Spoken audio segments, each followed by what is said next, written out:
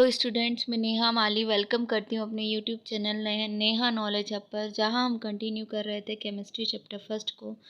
Earlier classes में मैंने आपको बताया था सॉलिड लिक्विड स्टेट्स के बारे में, जहाँ पे हमने देखा था chemistry in everyday life, chemistry का एवरीडे लाइफ में क्या यूज़ होता है। अब नेक्स्ट क्लास में हम देखेंगे साइंटिफिक नोटेशन, मोलरिटी। फर्स्ट मैं आपको बता रही हूँ साइंटिफिक नोटेशन के बारे में। देखिए, scientific notation is a way of expressing the numbers.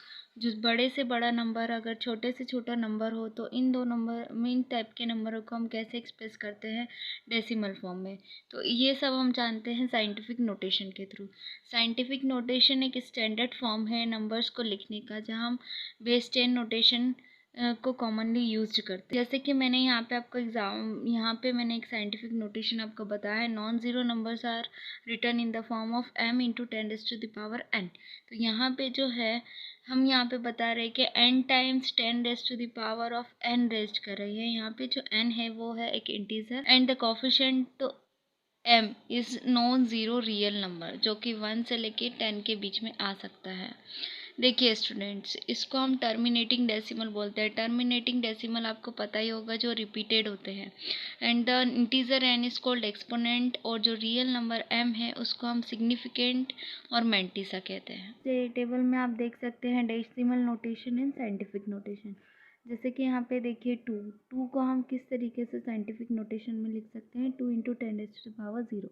अब यहाँ पे हमने 10⁻⁴ इसलिए ली है क्योंकि 2 के साथ ओनली 2 यहाँ पे नंबर है, नंबर फॉर्म में है। नेक्स्ट आप देखिए, जैसे 300 है तो 300 को हम किस तरीके से लिख सकते हैं, 3 इंटू 10⁻²। यहाँ पे जो 10 के फॉर्म में हमने वैल्यू लिखी है वो 10⁻² मीन्स 100, तो वो 300। इस तरीके से मैंने आपको यहाँ पे डेसिमल नोटेशन और साइंटिफिक नोटेशन बताया है। नेक्स्ट देखिए स्टूडेंट्स, मास एंड वेट के बारे में। मास में आपको बताना चाहूँगी, mass of a substance is the amount of matter present in it.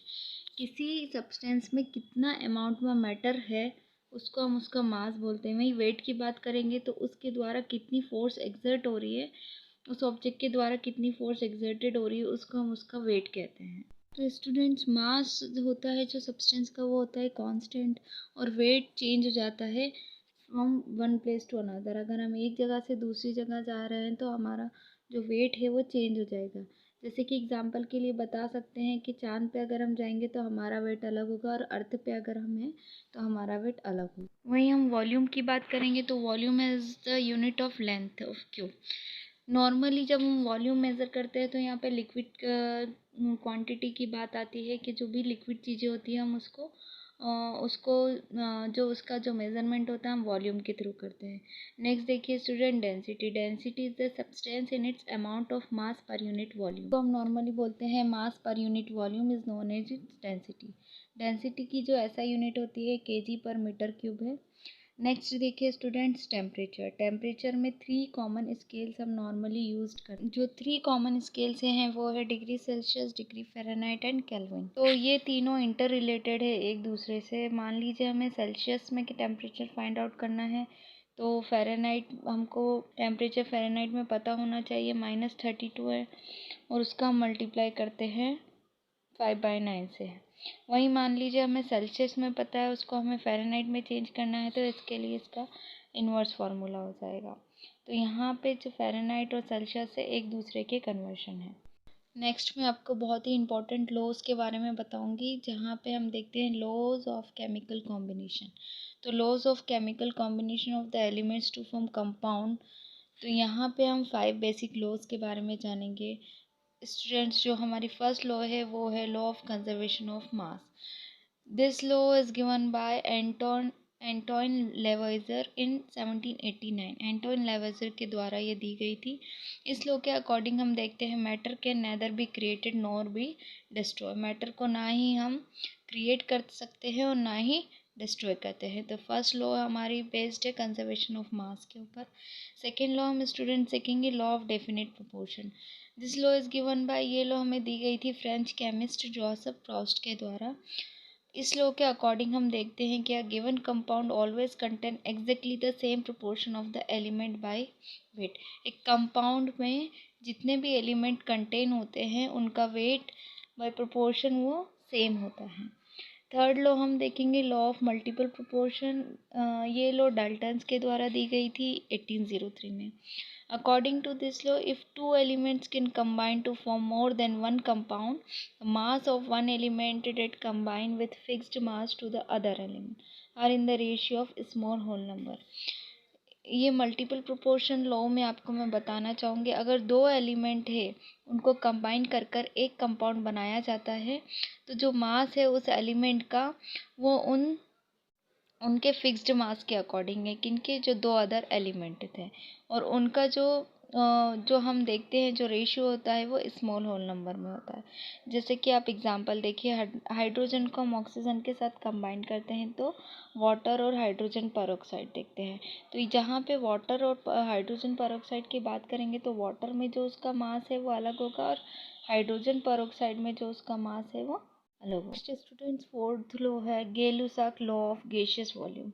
इस लॉ के हम अकॉर्डिंग देखते हैं, ये लॉ गेलुसाक लॉ हम इसको इसलिए बोलते हैं क्योंकि गेलुसाक नाम के साइंटिस्ट ने दी थी 1808 में। ही stated when gases combine are produced in a chemical reaction, they do so in a simple ratio by volume provided all gases are at the same temperature। अगर gases को हम combine करते हैं केमिकल रिएक्शन में तो वो single ratio के द्वारा जितने भी गैसेस वहाँ पे प्रोवाइड होती हैं उनका टेम्परेचर और प्रेशर क्या होता है, सेम होता है। तो जैसे कि यहाँ पे आपको दिया गया है 100 ml of hydrogen combined with 50 ml of oxygen, तो यहाँ पे जो 100 ml ऑफ हमको, फिर से देखिए students, 100 ml of hydrogen combine हो रहा है 50 ml ऑफ ऑक्सीजन के साथ, तो यहाँ पे 100 ml ऑफ वाटर वेपर हमको मिल रही है। नेक्स्ट आपकी लॉ है एवोगैड्रो लॉ, ये लास्ट और फिफ्थ लॉ है। इस लॉ के अकॉर्डिंग देखते हैं, equal volume of gases eight same temperature and pressure contain equal molecules, equal number of molecules. Same temperature और प्रेशर पर अगर गैसेस का वॉल्यूम इक्वल है तो वहाँ पे नंबर ऑफ मॉलिक्यूल्स भी क्या होंगे, इक्वल होंगे। ये लॉ एवोगैड्रो के द्वारा दी गई है, इसलिए हम इसको एवोगैड्रो लॉ कहते हैं। नेक्स्ट स्टूडेंट्स, मैं आपको बताऊंगी डाल्टन्स एटॉमिक थ्योरी के बारे में, जो कि बहुत ही इंपॉर्टेंट थ्योरी है। ये डाल्टन के द्वारा दी गई थी 1808 में। ये इस थ्योरी के द्वारा एक नया ही चेंज आया था केमिकल फिलोसॉफी में। तो इन्होंने अपनी थ्योरी में क्या क्या बताया था वो मैं आपको बताती हूँ। सबसे फर्स्ट जो पॉइंट है वो है matter consist of indivisible atoms. Indivisible का मीनिंग आप जानते ही होंगे स्टूडेंट्स। इंडिविजिबल जो नेकेड आई के द्वारा हमें नहीं दिखाई देता। तो मैटर्स कंसिस्ट करते हैं स्मॉलेस्ट इंडिविजिबल पार्टिकल्स को, जिनको हम बोलते हैं एटम्स। सेकेंड जो पॉइंट है, all the atoms of given element have identical property including identical mass. जितने भी एटम होते हैं एक एलिमेंट में उनकी सबकी अपनी प्रॉपर्टीज़ होती है और मास होता है। थर्ड जो है, इसमें इन्होंने बताया था कि compounds are formed when atoms of different elements combine in fixed ratio. Different elements combine होते हैं एक फिक्स्ड रेशियो में तो एक कंपाउंड का फॉर्मेशन होता है। फोर्थ स्टूडेंट्स देखिए, फोर्थ पॉइंट यहाँ पर, atoms are neither be created nor be destroy. एटम्स इतने छोटे होते हैं कि हम ना ही उनको बना सकते हैं और ना ही उनको। फोर्थ पॉइंट देखिए students, atoms are neither be created nor be destroy in a chemical reaction. एक केमिकल रिएक्शन में ना ही एटम क्रिएट होता है और ना ही डिस्ट्रॉय होता है। नेक्स्ट आप देखिए एटॉमिक मास। एटॉमिक मास क्या होता है? नॉर्मली हम एटॉमिक मास यूनिट को डिफाइन करते हैं उस मास में, तो जो मास एग्जैक्टली इक्वल होता है 1/12 ऑफ कार्बन एटम के, 1/12 the mass of carbon atom. Atomic mass को हम डिनोट करते हैं यू से। जैसे कि एग्जांपल मास ऑफ ऑक्सीजन, तो मास ऑफ ऑक्सीजन को हम कैसे लिखेंगे, 16 U। वहीं हम मॉलिक्यूलर मास की बात करते हैं तो molecular mass is the sum of atomic masses of the element present in a molecule. एक मॉलिक्यूल में जितने भी एलिमेंट हैं उनके एटॉमिक मास को हम सम करते हैं तो हमें मॉलिक्यूलर मास मिल जाता है। नेक्स्ट हम देख रहे हैं फार्मूला यूनिट मास को। नेक्स्ट हम देखते हैं फार्मूला मास को। तो फार्मूला मास जैसे NaCl सोडियम क्लोराइड यहाँ पे है, तो इसका हमको फार्मूला मास कैलकुलेट करना है। तो कैसे स्टूडेंट्स किसको कैलकुलेट करते हैं? Formula mass of sodium chloride क्या होता है?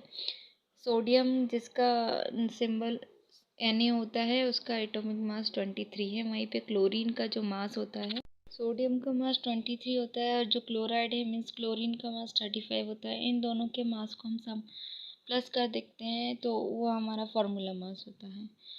नेक्स्ट हम देखेंगे मोल कॉन्सेप्ट के बारे में। मोल कॉन्सेप्ट भी बहुत इंपॉर्टेंट टॉपिक है स्टूडेंट्स, इसको ध्यान से देखिएगा।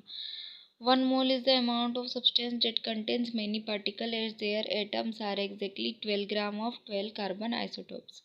यहाँ पे हम एवोगैड्रो कांस्टेंट के बारे में देखेंगे। This number is the entities of 1 mole. Next हम देख रहे हैं मास परसेंट के बारे में। Mass percent of an element is equals to the mass of that element in the compound multiply by 100 upon molar mass of the compound. Molar mass मैं आपको बता ही चुकी हूँ। एटॉमिक मास के जो भी एलिमेंट है, अगर उसका एटॉमिक मास को हम प्लस कर देते हैं तो वो उसका मोलर मास हो जाता है, और मास आपको गिवन होगा यहाँ पर। नेक्स्ट देखिए मोल फ्रैक्शन। मोल फ्रैक्शन क्या होता है? तो mole fraction of A is equals to number of moles of A upon number of moles of solution. यहाँ पे जो सॉल्यूशन में आपको दो कंपाउंड देंगे, सॉल्यूट प्लस सॉल्वेंट, तो हमारा जो ए कंपाउंड है उसका नंबर ऑफ मोल्स अपॉन जो भी जो सॉल्यूशन के नंबर ऑफ मोल्स रहेंगे। नेक्स्ट देखिए आप मोलरिटी, ये बहुत ही इंपॉर्टेंट है। मोलरिटी क्या होती है? The number of moles of solute in 1 litre of the solution. जितने भी सॉल्यूट पार्टिकल्स को 1 लीटर सॉल्यूशन में हम डिसॉल्व करते हैं वो उसकी मोलरिटी कहलाती है। वही मोलरिटी की अगर हम बात करते हैं तो मोलरिटी भी सेम है, बस यहाँ पे केजी ऑफ सॉल्वेंट हम यहाँ पे बता सकते हैं। The number of moles of solute particles in KG of solvent. तो यहाँ पे मोलिलिटी देखिए जो कि स्मॉल m से डिनोट होती है, is equals to number of moles of solute upon mass of solvent in KG. तो स्टूडेंट्स यहाँ पर ये फर्स्ट चैप्टर पूरा कंप्लीट हो चुका है। आपको फर्स्ट चैप्टर से रिलेटेड कोई भी डाउट हो तो फिर कमेंट बॉक्स में मुझे ज़रूर बताइएगा। आपको मेरा पढ़ाने का तरीका कैसा लगता है, बिल्कुल मुझे कमेंट बॉक्स में बताइए।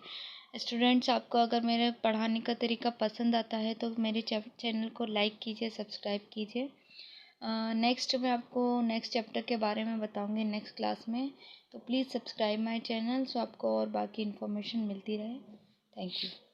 साथ ही साथ मैं आप लोगों को फ्री में नोट्स भी अवेलेबल करूँगी स्टूडेंट्स, तो जिनको भी जिस प्रकार से कुछ भी डाउट है तो बिल्कुल वो मुझे कमेंट बॉक्स में टाइप करें, और नोट्स के लिए भी आप मुझे कमेंट बॉक्स में